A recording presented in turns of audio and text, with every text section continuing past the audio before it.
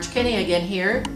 Today we're going to talk about using the palette knife, and we're going to make some mountains and some birch trees and rocks using the palette knife.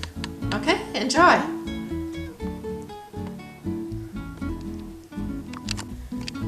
There are several kinds of palette knives. My favorite above all is this middle-sized one. It's so easy to work with. This knife is usually used for mixing color on the palette. It does a very nice job of that. Also for scraping color that you don't want, that you put on your canvas to scrape it off of the canvas. This knife is very handy for coming down the side of a mountain. It has a nice broad touch and it holds a lot of paint. Of course, there are larger palette knives too, depending on what you're working on. So today, all I'm going to do is just show you the basics of a few items, and so you can see how much fun it is to use a palette knife. So let's see. First of all, I think we'll start with a mountain. And this will be a snowy mountain, okay? All right, so I'm going to add, if you'll follow me along, here's Viridian, and I'm going to add some Viridian here, and some magenta, and I should come up with a rather interesting purple. If I add a little white to that, maybe we can see it.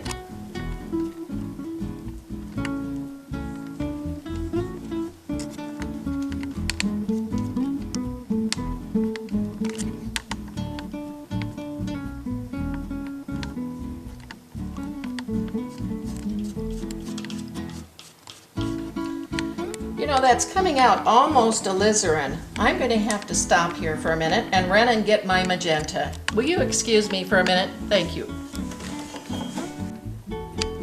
Amazing. I'm back and I just tried the Viridian and magenta, and it makes a beautiful purple. And I know better when I saw this color. You see, Viridian and alizarin crimson, and this is alizarin. It makes a dark green, just a very nice dark green for your landscapes and bushes, and particularly in the distance. It's just great. But here's the nice purple that a magenta and a Viridian make. So now we're going to go ahead and make a mountain with this color. All right, so I'm going to take this piece on the end of my palette knife, here. Now, one thing we want to make sure that we do is that we never put a mountain right in the very center of a painting. You may see somebody photograph it that way because they're impressed, but we don't do that as an artist. We use the golden mean, and on a canvas, the golden mean means that we take the canvas and divide it into thirds this way and thirds this way, and we want most of our action to occur at one of these corners. So in this case, I'm making my mountains here, and they can come across.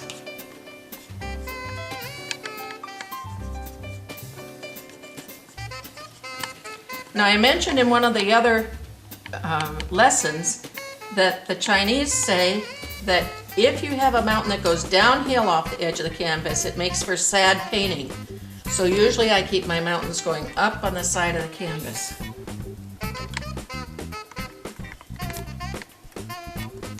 All right. Now, with the palette knife, I can make it turn this way. I can make it just kind of brush over the surface, or I can use it to line an object, and we're going to be using all of those methods. So in this case, I'm going to take a little bit of white, and if I take a little bit of Naples yellow, and I don't want to have the Naples yellow so bright that it looks like Naples yellow and white, so I'm going to take just a tad of the purple, the violet, which I made with the Viridian and magenta, just to tone it down. Now I'm just going to lightly brush the surface of these mountains.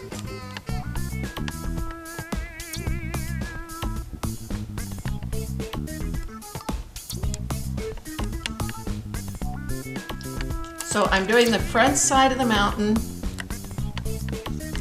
that's facing the sun with just a brush of the palette knife. The back side is going to continue being dark.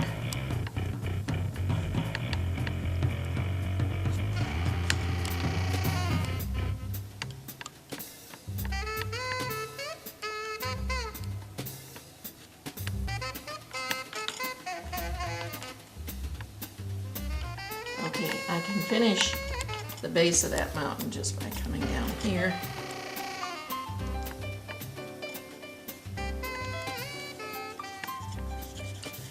The advantage of using a palette knife is that you can mix many colors and they marbleize on the canvas, so it makes it extra pretty. You know what I mean?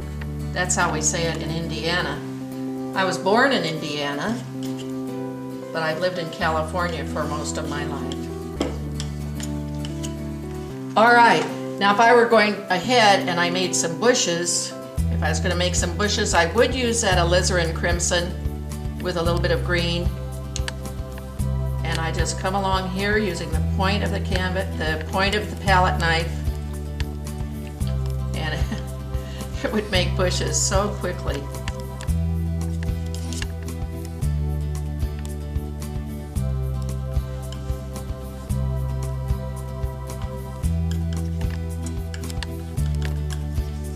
Come along there.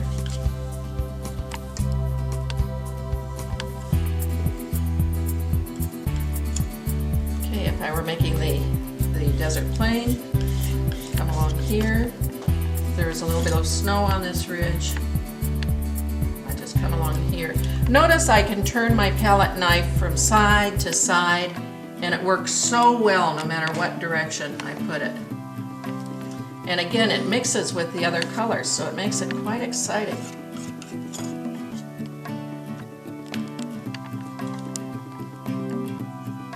Usually at the top of a mountain, it tends to go over the top. Just a little bit. And usually there's a valley that follows it down. You can still see touches of the white. Okay, that's as far as we're going to take the mountain. Now we're going to move ahead and we'll try a birch tree. So I'm going to take a little bit of gray and a little bit of Naples yellow and make the base color of the birch tree. Just make it a little bit of a tannish gray color. All right, now on one side, I will take the white and just put it on the edge of the palette knife. So on this side, I'm going to turn around the canvas because our sun is coming from the direction like that. So I'm going to just run my palette knife down and scoot it across the tree as I go down. Now on this side, I'm going to take a little bit of the brown umber, the burnt umber, and the gray, and I'm going to put it on the other side of my palette knife and come up the other side.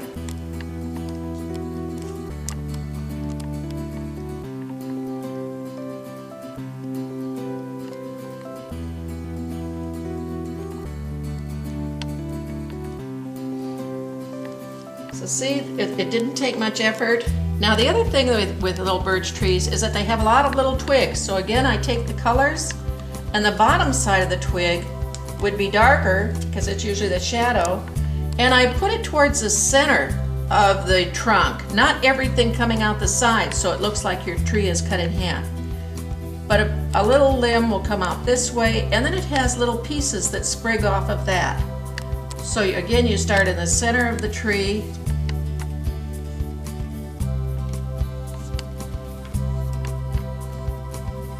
I usually have quite a few little sprigs that come out from the bottom. And it continues to do that all the way up the tree. So as the branches get more Then they end up being more vertical as they can reach towards the sun.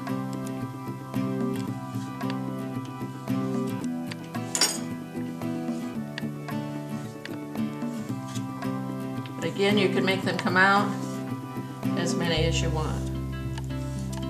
And they can also be both colors. They can be dark, they can be light. But your palette knife can help you go a long way in that direction. Okay, now the last one was going to be some rocks. So again, let's go to our grays, and we're going to make gray and white. Payne's gray is another color. It's a blue gray, and it's really quite lovely. I'm going to add a little bit of blue here because there's a lot of blue in snow and in cold rocks. So I'm going to add a rock here. Again, because I have so much latitude with the palette knife, I can use several colors at once and it just marbleizes them. So it's really beautiful.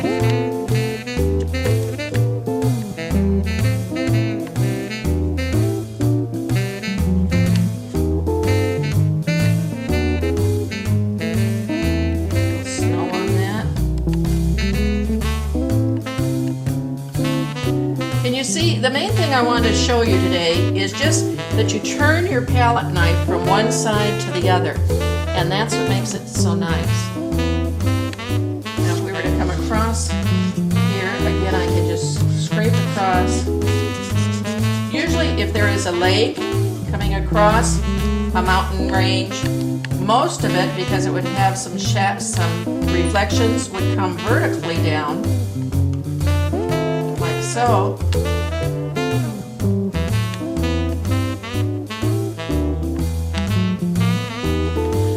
And then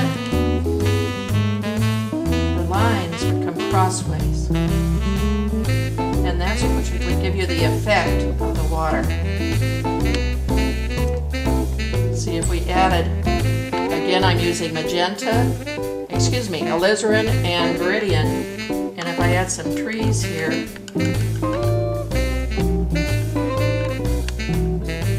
I do take more time usually when I'm doing this, but on these little examples I want you to see how quickly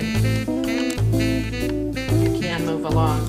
Now in that event, those would also be showing in the lake. So.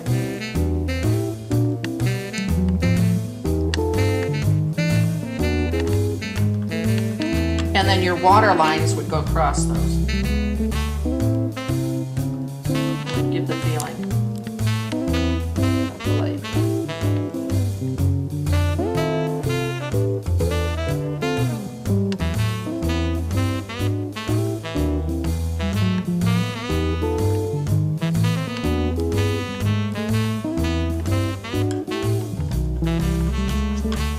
Okay.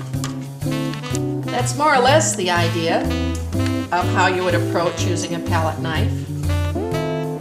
I hope you have fun with it. That's the main thing, is to have fun and enjoy painting. Thanks for staying with me today. Come again soon.